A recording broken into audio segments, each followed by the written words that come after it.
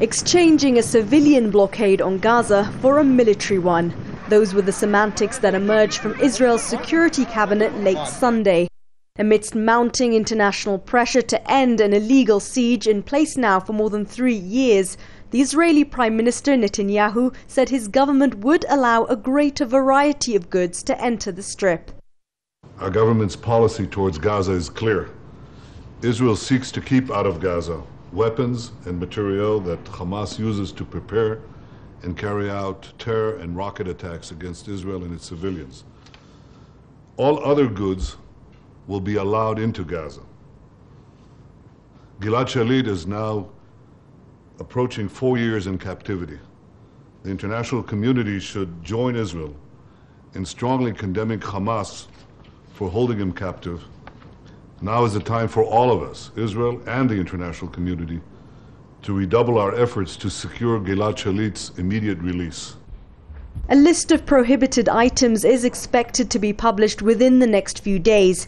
The move received a cautious welcome from the Americans as well as the quartet's special envoy.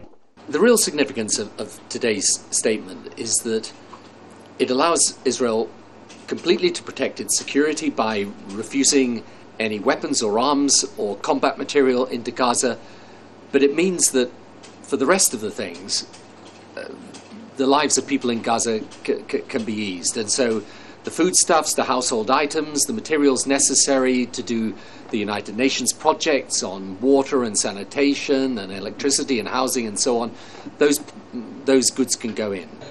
But the devil is in the detail. Israel still has arbitrary power to prevent goods it deems a security risk from entering Gaza. This is expected to include thousands of items.